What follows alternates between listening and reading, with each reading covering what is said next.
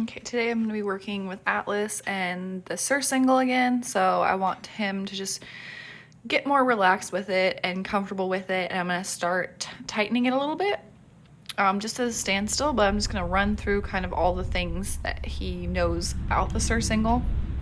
So I'm just going to go ahead and put it on his back, and now I'm starting to leave to feed the treats while it's on him. So before I would just click and take it off and then feed, now I'm putting it on, clicking, and then going to feed. So he's going to start wearing it a little bit longer, and I'll just kind of increase that over time. And I will take it off in between. I'm not going to just keep it on forever. Like, I put it on for a second, click, go feed him, take it off, and then build up that time that it stays on his back. So now he's got it on his back, and then I'll come back and take it off.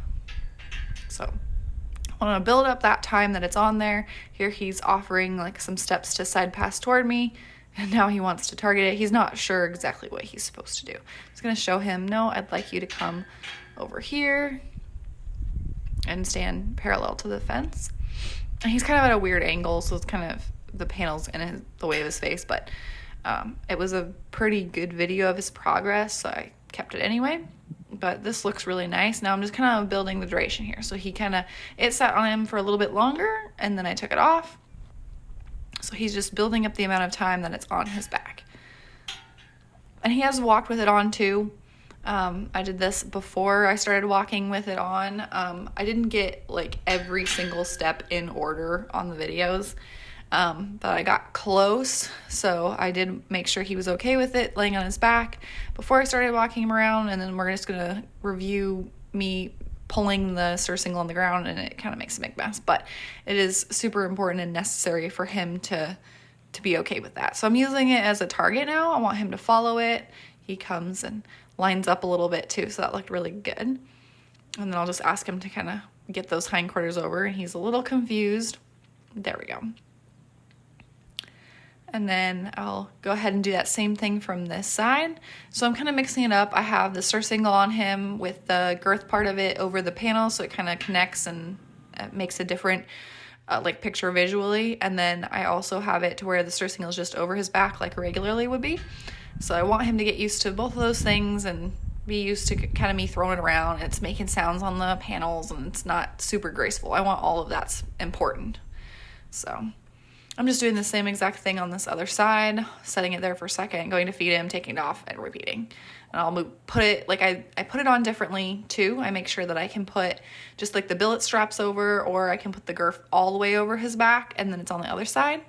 I want to make sure I can do it both ways. I can pull it to the ground slowly, I can pull it quickly, I can pull it to where it's underneath him, or it's on either side of him, or it hits the fence. I want all those variables to be covered just in case we need to use them in the future. So it's just important to go over all those things that you wouldn't necessarily think about, especially when your horse is very sensitive.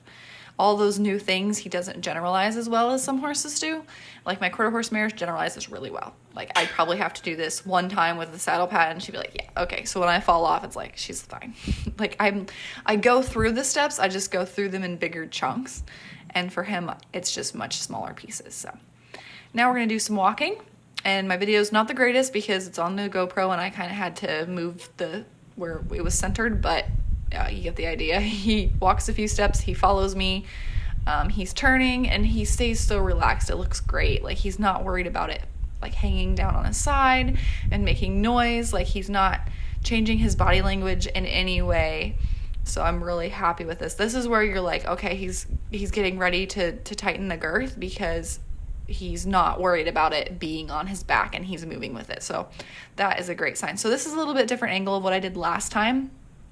Same thing, but I'm just using my crop here. I probably could have positioned him a little bit closer or used a longer crop too to get him, to get the girth tightened. So I had to pop this down a bit, but it doesn't matter if you kind of mess around with it as far as getting the girth underneath him properly, like the first few times, as long as you're doing it safely and you've already desensitized him. He's not going to kick you or anything, and it helps being in the protective contact as well. Make sure you're not really close to like the middle parts of the panel, just in case he were to kick you and you get your hand stuck. I kind of make sure that I'm not close to that. I'm like at the beginning of it, so I have all that space to pull my hand out.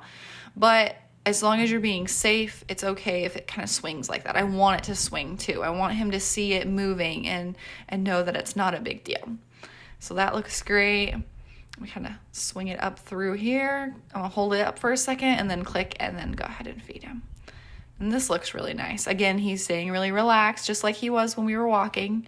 So I'm really happy with his progress.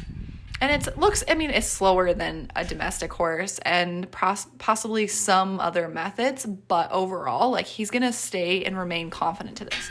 The ones where you just threw the Surcingle on, tightened it up, and let him just jump around until he got used to it, like, that's not them being confident in their work and with their equipment. So problems crop up all the time with those type of horses because they were never confident to begin with. They were just kind of thrown into it until they stopped responding, or they just completely shut down.